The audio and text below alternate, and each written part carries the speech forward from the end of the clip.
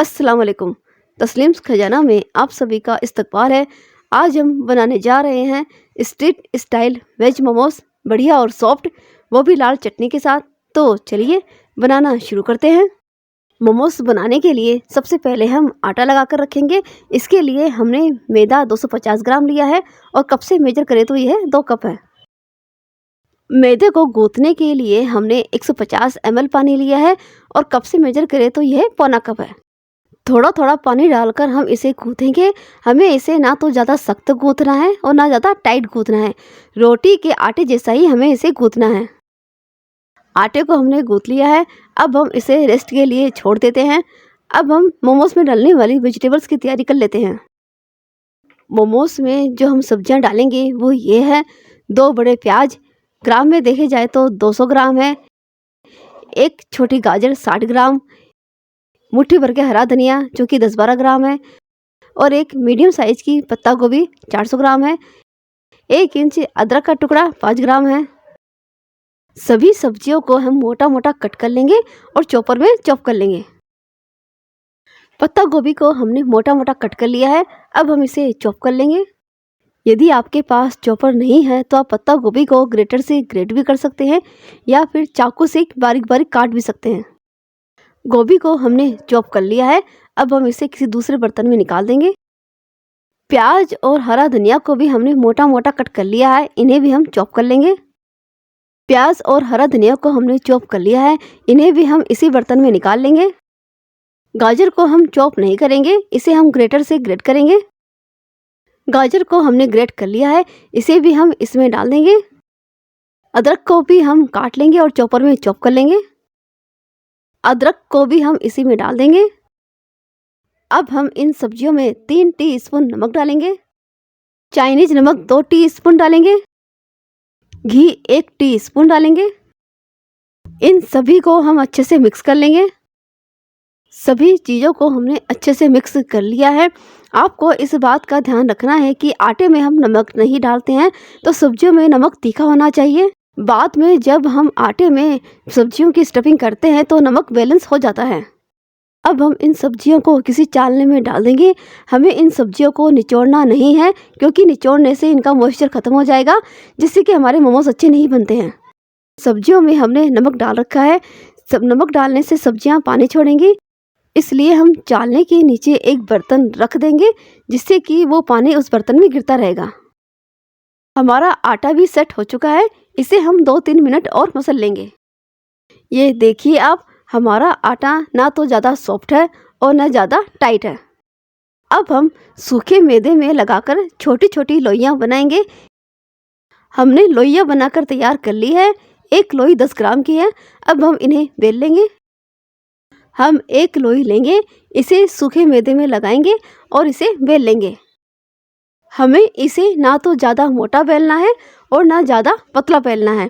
हमें इसकी थिकनेस इस तरह से रखनी है। हमने 4-5 लोइयाँ बेल ली है।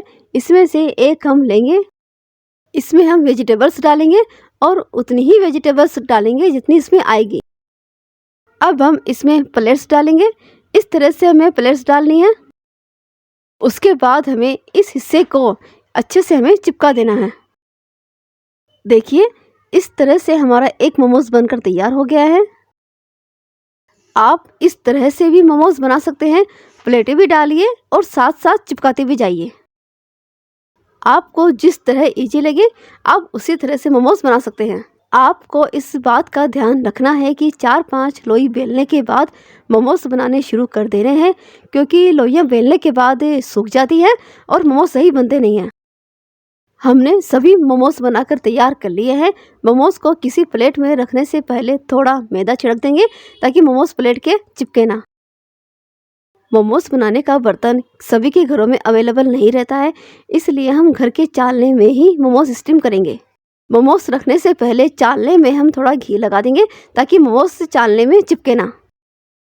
जितने मोमोज इस चालने में आएंगे उतने हम इस चालने में रख देंगे। स्टीम होने के बाद मोमोज फूलते हैं, इसलिए हम इन मोमोज को थोड़ी थोड़ी दूरी पर रखेंगे।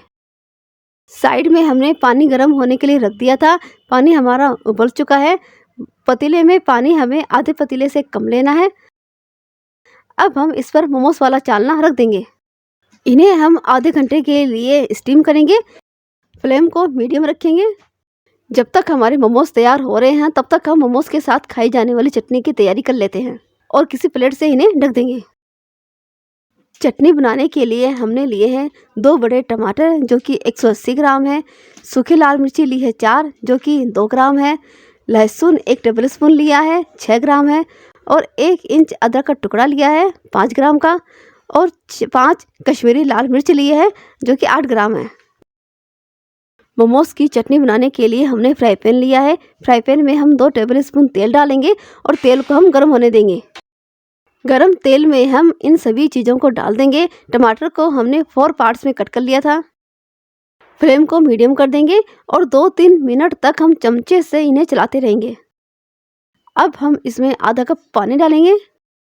इसमें हम 1 टीस्पून नमक डालेंगे, आधा टीस्पून चाइनीज़ नमक डालेंगे। अब हम इसे टमाटर गलने तक पकाएंगे। आप देख सकते हैं टमाटर हमारे अच्छे से गल चुके हैं। अब हम गैस की फ्लेम को बंद कर देंगे, इसे ठंडा होने के लिए रख देंगे और ठंडा होने के बाद हम इन सभी चीज़ों को मिक्सर जार में पीस लेंगे। साथ ही टमाटर की छिलकों को हम हटा देंगे। ठंडा होने के बाद हमने चटनी को पीस लिया था। हमारी मोमोज के साथ खाई जाने वाली चटपटी चटनी बनकर तैयार है। इसकी थिकनेस हमें इस तरह से रखनी है।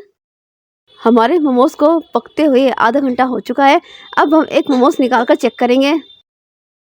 हम इसे बीच से कट करेंगे। अब हम इसे खाकर चेक करेंगे कि कहीं ये कच्चा तो नहीं है। मोमोज यदि खाने के टाइम दांतों में चिपके तो इसका मतलब है कि मोमोज कच्चे बने हैं। हमने मोमोज को खाकर चेक किया है, मोमोज दांतों में चिपक नहीं रहा है। इसका मतलब है कि हमारे सारे मोमोज अच्छे से बनकर तैयार हो चुके हैं। अब हम गैस की फ्लेम को बंद कर देंगे। अब हम इन सभी मोमोज को किसी दूसरे बर्तन में निकाल लेंगे। यदि आपको मोमोज खाने में कच्चा लगे तो आप 5-10 मिनट इन्हें और पका सकते हैं। चालने में हमने घी लगा दिया था तो हमारे मोमोज इजीली निकल रहे हैं। हमारे मोमोज देखने में ही कितने शानदार लग रहे हैं। हमारे मोमोज और मोमोज के साथ खाई जाने वाली चटनी बनकर तैयार है। ये बहुत ही बढ़िया और सॉफ्ट बनकर तैयार हुए हैं और खाने में भी बहुत ही लाजवाब बने हैं। क्वांटिटी की डिटेल आप डिस्क्रिप्शन में देख सकते हैं। आप इस रेसिपी को बनाइए, अपनी फैमिली के साथ एंजॉय कीजिए। मेरी ये रेसिपी आपको पसंद आती है तो इसे लाइक कीजिए, शेयर कीजिए, क्योंकि खुशियाँ बांटने से ही बढ़ती है। मेरे चैनल को सब्सक्राइब करें। कोई क्वेरी है तो प्लीज़ कमेंट जरूर करें और ऐसी मज़ेदार रेसिपीज़ के लिए मेरे चैनल पर बने रहिए।